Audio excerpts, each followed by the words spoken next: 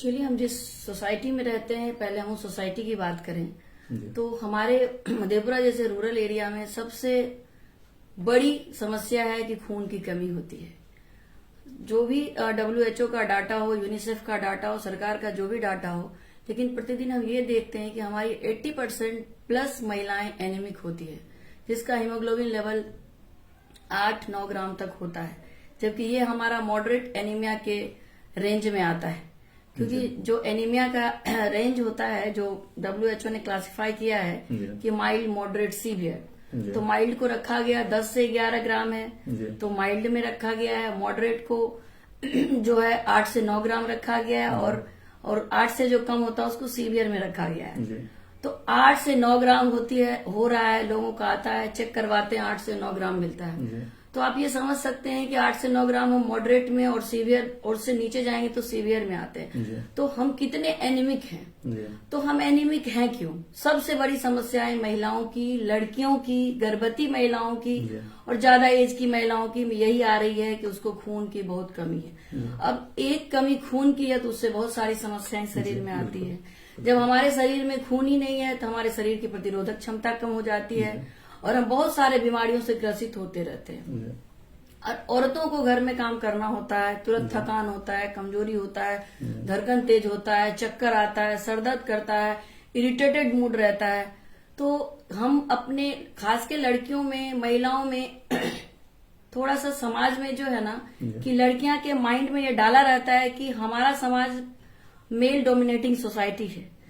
तो हम लोग, हमारे घर की महिलाएं, औरतें सबसे पहले जो हमारे घर के जो मेल मेंबर है उसका केयर करती हैं, उनके खाने पीने का ध्यान रखती हैं, उसके बाद वो अपना ध्यान रखती हैं। और ऐसा हमारा बना हुआ समाज है कि औरतें जो होती है वो पहले नहीं खा सकती हैं। जब आप इस समाज में जी रहे हैं, इतनी 21वीं 22वीं सदी में आप जी रहे हैं, और जब आप कह रहे हैं कि हम मर्दों के बराबर काम कर रहे हैं, कंधे से कंधे मिला के काम कर रहे हैं, और आप अपने महिलाओं, आपके घर की महिलाएं जब इस तरह की सोच रख रही है तो आप उस सोच को आगे बढ़ाने में आगे आपको आना पड़ेगा।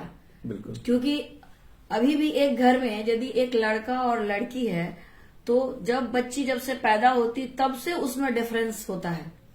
शुरुआत लीजिए तो खान पान, आहार में ही डिफरेंस आ जाता है। जब आपके आहार में डिफरेंस होगा, पोषण में डिफरेंस हो गया तो उसकी सोच में डिफरेंस आएगा। बच्चे का मानसिक स्तर कैसे विकसित होगा? देख रहा है कि हमारे भाई की परवरिश वो हो रही है, उसका खाना वैसा हो रहा है, उसकी पढ़ाई वैसी हो रही है, उसके कपड़े वैसे हो रहे हैं, और हम पे कम ध्यान दे तो मानसिक रूप से कुंठित हो जाती है। वो सोचती है कि नियति ने लड़की को बस दबा के रखा है, और घर के लोग भी ऐसा सोचते हैं कि तुम्हारा काम बड़ा होके शादी करना है, दूसरे घर जाना है, पढ़ाई हो। तो उस अपने दिमाग को उस तरह सेट कर लेती है, तो वो सोच ही नहीं पाती कि हमें जिंदगी में आगे बढ़ना है। और ये हमारा 80% हमारी सोच, हमारे समाज की यही सोच है। अब लेकिन बदलाव हो रहा है, लेकिन ये बदलाव शहर में है। 50% सोच शहर में है और 2 से 3% सोच रूरल एरिया में है। तो सबसे पहले जब तक आप महिलाओं को बराबर का दर्जा नहीं देंगे, लड़कियों को बराबर का दर्जा नहीं देंगे, तो महिलाओं के स्वास्थ्य से रिलेटेड आप कुछ नहीं कर सकते। क्योंकि लड़कियां खुद ही जागरूक नहीं हो पाती, क्योंकि वो शिक्षित नहीं हो पाती, तो जागरूक ही नहीं हो पाती। हमको अपने लिए करना क्या है? तो उसको अपने लिए जागरूक होना पड़ेगा। हमें क्या खाना है, हमें पढ़ना है, हमें आगे बढ़ना है, कुछ समझ नहीं पाती है, और वो हिंसा की शिकार होती है, फिजिकल हिंसा की शिकार होती है, लैंगिक हिंसा की शिकार होती है। इवन गांव में 50+% लड़कियों की शादी 15 साल से कम उम्र में हो जाती है। जब वो मानसिक और शारीरिक परिपक्व भी नहीं होती है, उसके बच्चे हो जाते हैं। तो वो जब वो समझ ही नहीं पाई कि हमें खाना क्या है, रहना क्या है, बच्चा जब होता है तो उसको क्या खाना चाहिए, क्या नहीं खाना चाहिए, तो वो कैसे उसके शरीर में खून बनेगा? बिल्कुल। तो सबसे बड़ी समस्या तो यही है कि हमें खून की कमी होती है लड़कियों में। दूसरा होता है कि हमें लो सोशियो इकोनॉमिक स्टेटस, हाइजीन मतलब साफ सुथरा नहीं रहती है लड़कियां, उसमें जननांगों में इन्फेक्शन होता है, जिसको वल्वो वजाइनल कैंडिडियासिस या और भी इन्फेक्शन कहते हैं। गांव घर में एक प्रचलित शब्द है, और मेडिकल टर्म भी है, ल्यूकोरिया, उससे वो ग्रसित होती हैं। उसका कुछ देखिए, इसका 2 कंसेप्ट है। गांव में जैसे ही ल्यूकोरिया शब्द आता है तो लोगों के और महिलाओं के अंदर आता है कि अब हमारे बच्चादानी में सूजन हो गया, अब हमें बच्चादानी निकलवाना पड़ेगा, लेकिन इस चीज को दिमाग से हटाना पड़ेगा। इसीलिए कि लुकोरिया जो होता है कि वेजाइनल डिस्चार्ज होता है, जब वो बहुत ज्यादा होता है, कब ज्यादा होता है, क्या नॉर्मल है क्या एबनॉर्मल, ये समझना जरूरी है। 3 to 5 ml जो होता है वो नॉर्मल डिस्चार्ज होता है, और कुछ फिजियोलॉजिकल होता है। फिजियोलॉजिकल मतलब ये शरीर में नेचुरल है। जब लड़कियां जो होती है, जब बड़ी होते लगती है, मतलब जब अपनी प्यूबर्टी के स्टेज में जाती है, बड़ी होने लगती है, 12, 14 साल, 16 साल की उम्र में जब जाती है, तो उस समय थोड़ा सिक्रीशन बढ़ने लगता है। तो उसको भी वो लोग सोचती है अरे ये हमें बीमारी हो गया, लेकिन उसे ये समझाना पड़ेगा कि देखो ये बीमारी नहीं है बाबू, ऐसा होता है, ऐसा भगवान ने हमें बनाया है, ऐसा हमारा फिजियोलॉजी है बॉडी का। और दूसरा एक होता है कि जब गर्भवती होती है तो उस समय थोड़ा डिस्चार्ज बढ़ जाता है, क्योंकि हमारे शरीर में बहुत सारे हार्मोन बढ़ते हैं, उस वजह से वो डिस्चार्ज होता है। और जब हर महीने लड़कियां मासिक धर्म शुरू होता है, तो मासिक धर्म शुरू होने से 1 या 2 दिन पहले, हर लड़कियों में, औरतों में ऐसा नहीं होता, देखा जाता है किसी किसी लड़कियों में मासिक धर्म शुरू होने से 2 दिन 1 दिन पहले थोड़ा सा डिस्चार्ज होता है, वो नॉर्मल होता है, ये बीमारी नहीं होता। और चौथा, जिस समय 14 दिन, जब मासिक धर्म का 14वां या 15वां दिन होता है, जिसको हम ओव्यूलेशन डे कहते हैं, जिस समय अंडा निकलता है, तो उस समय भी थोड़ा डिस्चार्ज होता है। ये 4 स्टेज में जो डिस्चार्ज होता है ये नॉर्मल होता है, ये समझना चाहिए। इससे कंफ्यूज होती है हमारी लड़कियां, हमारी महिलाएं कि अरे ये भी एक बीमारी हो गया।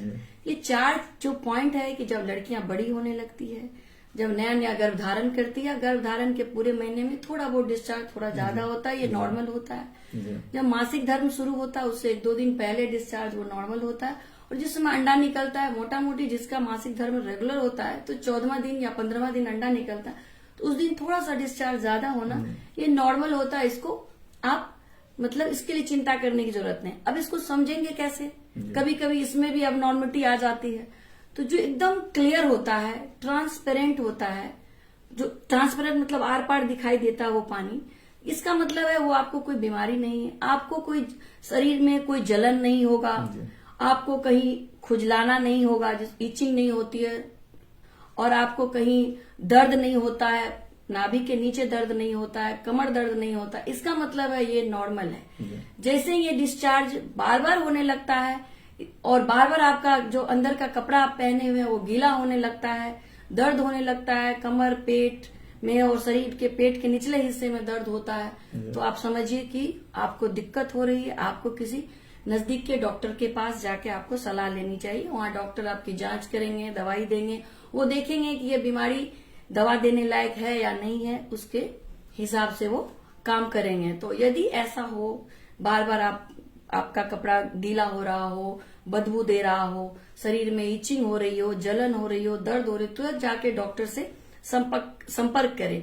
यदि आप उस समय संपर्क नहीं करेंगे तो नीचे हिस्से का जो इन्फेक्शन है वो हमारे ऊपर बच्चादानी तक पहुंच जाएगा, और बच्चादानी तक पहुंचने के बाद बहुत ज्यादा खतरा हो जाता है, यहाँ तक कि बच्चा नहीं होने के भी खतरे हो जाते हैं, नस बंद हो सकता है और भी बातें हो सकती है। इसीलिए इन सब चीजों पे जल्दी ध्यान देने की आवश्यकता है। ये तो जैसे मैडम एक बात है कि जो इन चीजों की जानकारी तो हमें लगता है कि जो हर माँ को ये अवेयर होना चाहिए कि जो वो अपने बच्ची को इस तरह जो है वो समझाए, मतलब बच्चे को ट्रेन करे और खुद भी ध्यान होना चाहिए कि ये चीज नॉर्मल है, ये चीज नॉर्मल है।